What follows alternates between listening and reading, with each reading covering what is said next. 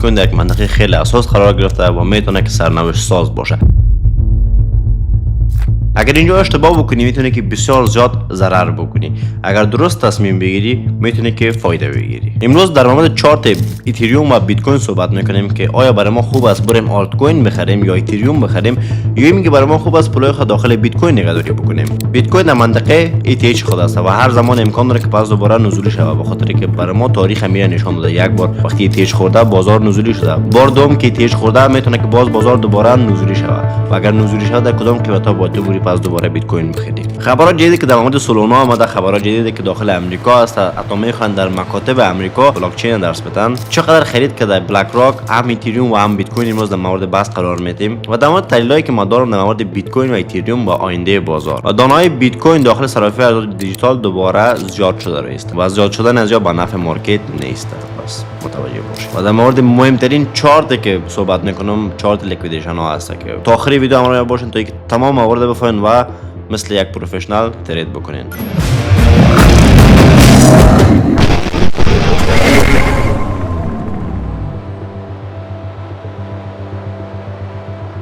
سلام دوستان، خدا کنه که جور صحتمند و سر حال باشین. بیت کوین در یک منطقه خیلی حساس قرار گرفته و میتونه که سرنوشت ساز باشه. اگر اینجا اشتباه بکنی میتونه که بسیار زیاد ضرر بکنی.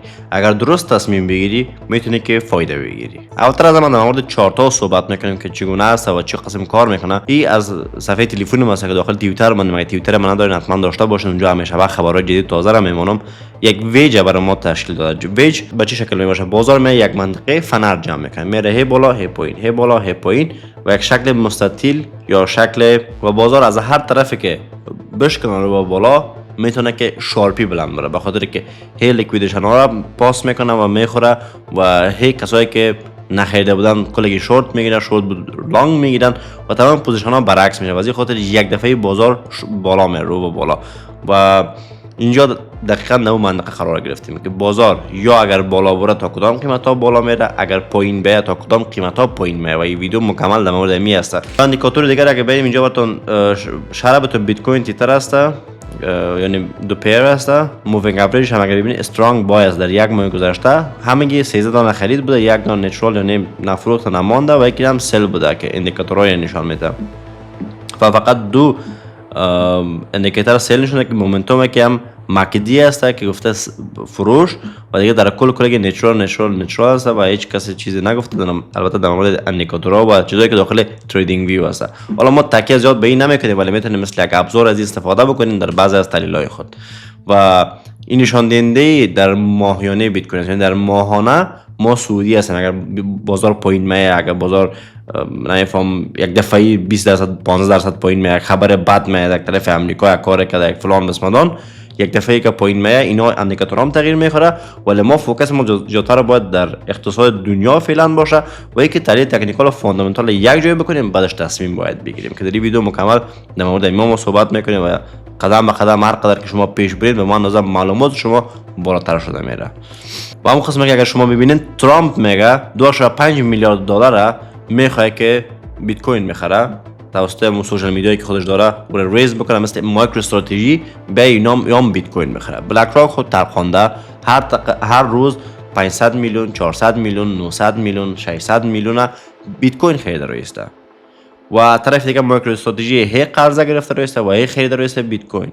و از طرف دیگه مثلا تمام اتفاقای دیگه که داخل امریکا هست و مسلمان، حالا خود ترامپ رئیس جمهور امریکا که سوشال میدیا داره و یک تیم داره، اینا میخوان که خرید بکنن بیت کوین از جاتر و نگهداری بکنن و امریکا تشنه گوشنه بیت کوین است. و تعجب نکنین 5 6 سال بعد بیت کوین 1 میلیون دلار باشه و اینا کشون خنده بکنن و ما گفته بودیم بخرین ولی شما نخریدین.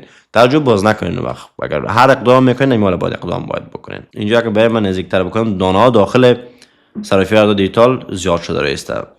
بود 2.14 میلیون و فعلا 2.18 میلیون دانه بیت کوین داخل صرافی ها هست.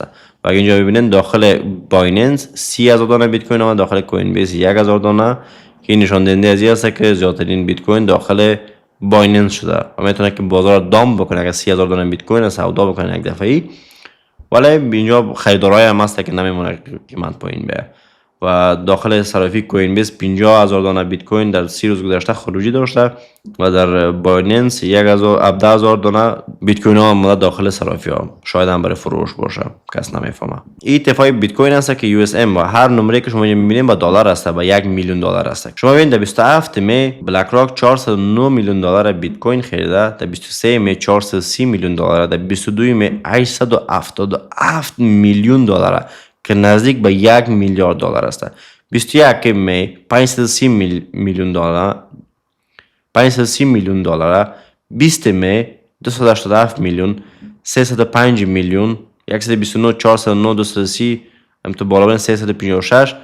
یعنی هر روز بیت کوین خریده است بلا ناغه. هر روز اگر بریم داخل ETF ایتریوم شویم ببینیم که هر روز خریده است. یگان روزا نخریده، 12 و 13 نخریده، بعدش 57 میلیون، 8 میلیون، 13 میلیون، 45 میلیون، 24 میلیون، 52 میلیون بیت کوین خریده که خیلی زیاد است، تقریبا 300 میلیون دلار میشه. ما یک پست را در مورد از این مانده بودم اینجا، دو دانه پست البته در مورد از اینجا. یکی که در مورد بلک راک است که ETF ایتریومش که از تاریخ 9 تا 27 374 میلیون دلار خریده. از تاریخ 9 تا 27 ببینید، از تاریخ 9 تا 27 300 چند میلیون دلار تا بالا خریده و توتالش هم 4421 میلیون دلار خریده که 4.4 میلیارد دلار میشه. بالای ایتریوم سرمایه گذاری کرده و اگر داخل بیت کوین بیایم چقدر میشه؟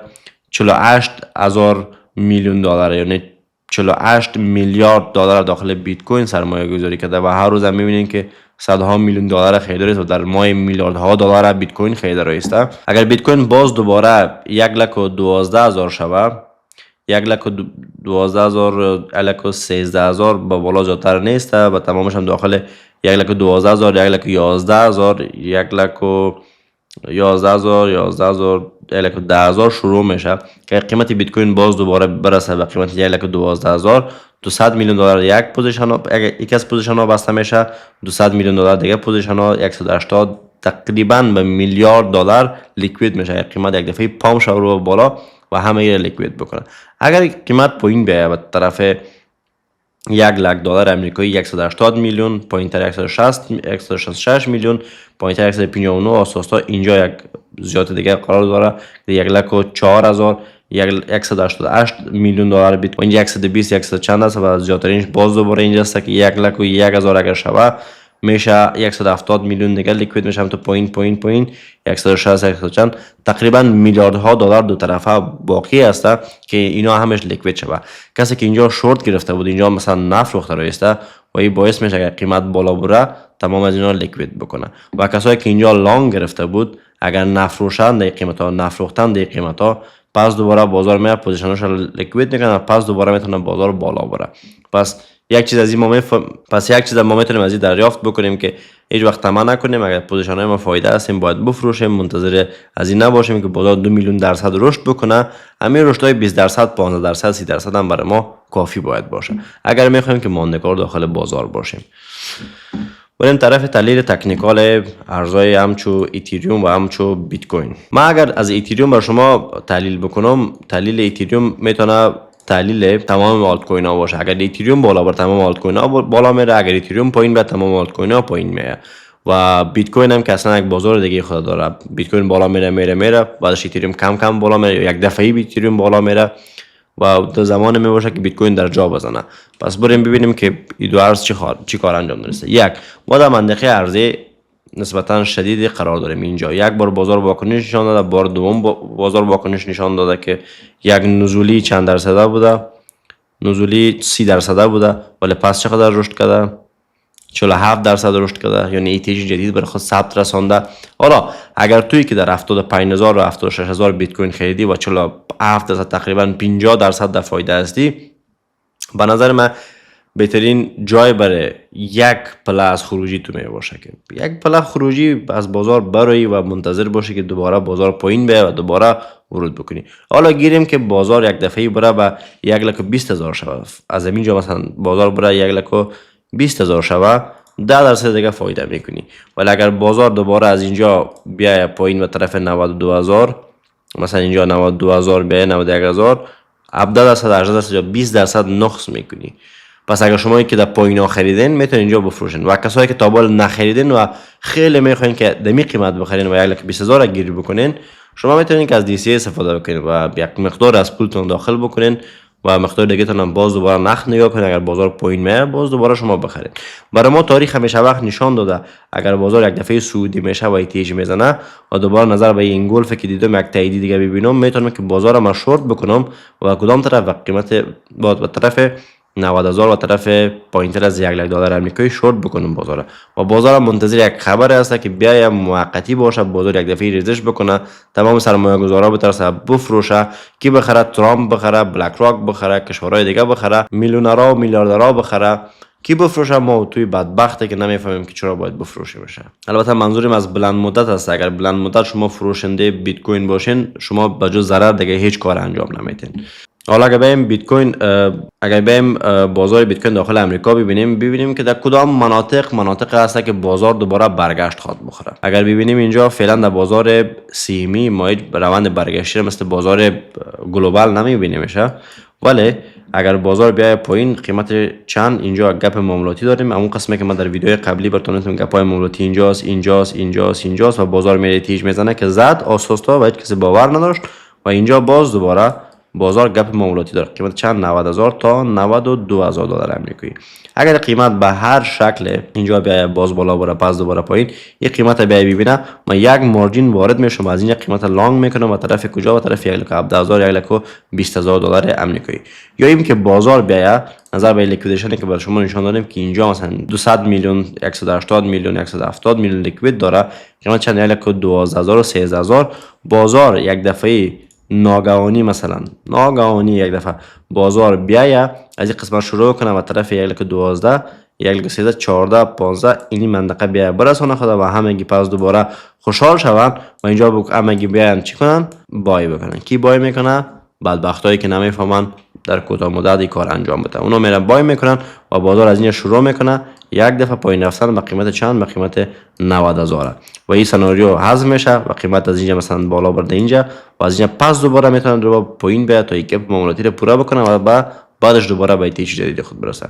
یا اینکه بازار از این منطقه که من برای شما رسم کرده بودم، این منطقه عرضه قوی بیت کوین است اینجا که از اینجا پس دوباره بازار بیای پایین 90,000 مکمل بسته بکنیم و از این دوباره شروع بکنیم طرف چند؟ و طرف 20,000 و 17,000 و 18,000. اگر اینجا با گپای معاملاتی در آینده خود داشتیم پس دوباره بازار تا اینجا بیایه پر بکنه و پس دوباره بالا بره و آیندهش کجا باشه؟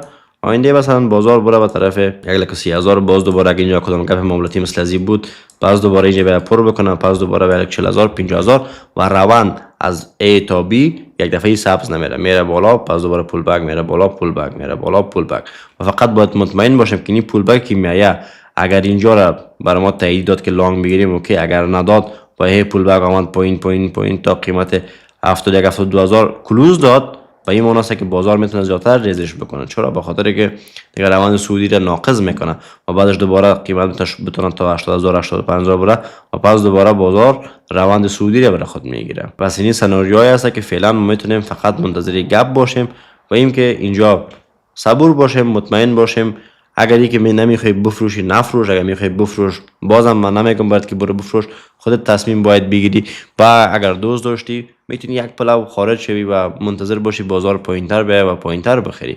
اگر روند نزولی بیت کوین یا برعکسش یا همین پول بکی که میزنه شارپی باشه کل بازار میریزه، اگر آستاستا پایین بیایه ایتریوم میتونه که به شدت رشد بکنه به خاطر خیلی پولا داخل ایتریوم میایه و ما به این نتیجه پی میبریم. اگر روند خیلی آسانی با آستاگی تا 92,000 و 91,000 رسان در این مناطق میتونیم یک منطقه خوب خرید باشه تا اینکه روند پس دوباره رو بالا اگر رفت ما دوباره بگیریم پول بسازیم 40-45-50% دیگه از بازار پول بسازیم و بریم. مثل که اگر 75,000 خریده باشیم 40-50% اینجا دوباره از این تا این 50% 100% ما و شما از بیت کوین فایده می‌بریم، در حالی که دیگرها 0% فایده میگیرن و بجز نقص کار انجام نمیدن. چارت ایتریوم هم اگر ببینین، چارت بیت کوین و ایتریوم روندش نزولی است و رو به پایین و اینجا ویج داره. اگر ویج رو به بالا به شکستانده شوه و بعدی ایتریوم است به خاطر که تمام پولا داخل بیت کوین دوباره پس میره. اگر که ویج رو به پایین شکستانده شود، مثل که اینجا مثلا این ویج رو به پایین شکستانده شده بود، رو به پایین شکستانده شود، میتونه که 21%، 28%. اگر 28% دیگه ما بتونیم از اینجا بریم مثلا 28% اینجا رو بگیریم، مثلا تا این قیمت اگر ایتریوم از این ویجی که داشته بشکنه رو به پایین، مثلا ببینیم که روندش چقدر خواهد بود، روش اندازه گیری تقریبا هم اینجا میشه. حالا بگیریم 20-25% دیگه که بیتریوم بتونن 30% دیگه رشد بکنن، 30% رشد بکنه میرسه به $3000 آمریکایی. پس روند زیست تا فعلا که نزولی است و نزولی تر خدا کنه شود تا یک ایتریوم ها بالا بره و ما هم که ایتریوم زیاد خریدیم. و روند ایتریوم اگر داخل مارکت سیمی ببینیم روندش کاملا عالی است و روند سعودی نشان میده برای ما. اگر بریم داخل بازار جهانی ببینیم میشه ایتریوم اگر روند سعودی را بازم نشان میده، اگر ویج یا فلگ سعودی را برای ما نشان میده که اینجا مثلا ویج ما است و داخل ویج بازی داره و هر زمانی که ویج به بالا میده شود یا شکستانده شود، میاره برای شما ما پاک کنم، اگر این ویج به بالا شکستانده شود با مو 30% دیگه که قبلا ما داشتیم اینجا رشد کرده بود، بیت کوین میتونه که ایتریوم میتونه که یک دانش $3400 آمریکایی رشد بکنه. خوب مطمئن باشین. و چقدر از این میتونه رشد بکنه؟ از این ویج بالا 25-30% چارت بیت کوین و ایتریوم نزولی میشه و 30% ایتریوم صعودی میشه، به خاطر 30% پول از وات سواب میشه داخل ایتریوم و مارکت کپ ایتریوم بالا میره و ایتریوم رشد میکنه. پس منطقی است که داخل ایتریوم ما سرمایه گذاری بکنیم، یک نسبت پول خود بریم داخل ایتریوم بگذاریم. و این از روند ایتریوم بود که 3000 برش آسان است میشکنه و طرف 3400 میره و بعدش وقتی 3400 رفت بعدش بازار بازم باید تحلیل بکنیم بفهمیم که آیا از اینجا پس دوباره روندش نزولی میشه یا اینکه سعودی است و ما باز دوباره بریم ایتریوم بخریم. اگر شما بین اینجا ببینین تا این فریم روزانه را من انجام بدم برای شما، اینجا روندش روند نزولی بود، ماها از این تا این چقدر درصد نزول کرد؟ تقریبا 65% نزولی بود ایتریوم و بعدش دوباره سقف و کف بلندتر اینجا زده رئیسه که نظر به اینجا سقف بلندتر زد و کف بلندتر زده رئیسه، کف بلندتر سقف بلندتر و یک بارگی رو بالا رفت و نشان دهنده از که تمام اینجا کسایی که بودن لیکوید شده و یک منطقه تقاضای خیلی قوی برای ایتریوم اینجا قرار داره که از اینجا پس دوباره رشد بکنه و اگر بیایم هر نفهم حرف بدی یا بازار خراب شد برش بتونه قیمت تا 2300 تا 2400 بتونه و از اینجا رشد بکنه دوباره 40% فایده یا 50%. اگر ایتیش قبلی خود که در چند ماه گذشته بود 70% میتونه که رشد بکنه، یعنی اگر $1000 شما بخرین اون وقت میشه $1700 پول شما میشه. و اگر نفهمید در کجایی را برین خرید فروش بکنین داخل صرافی بایننس میتونین این کار انجام بدین، لینکش در دیسکریپشن است، برین ثبت نام بکنین و میتونین که بدون کدام مشکل میتونین که خرید فروش بکنین. اگر داخل اروپا و آمریکا هستین میخواین از فیوچرز استفاده بکنین داخل صرافی KCX و میکسی میتونین این کار انجام بدین. داخل صرافی KCX انجام بدین شما بدون اعراض هویت تا 10-30 دانه بیت کوین میتونین خرید فروش بکنین و ویدرا بکنین و هیچ کس نمیفهمه کی هستین شما. و اگر داخل میکسی بازم اعراض هویت میخواد و شما میتونین اونجا هم خرید فروش بکنین داخل فیوچرز داخل اروپا و آمریکا بدون کدام مشکل و لینک های تمامشون داخل دیسکریپشن هستن.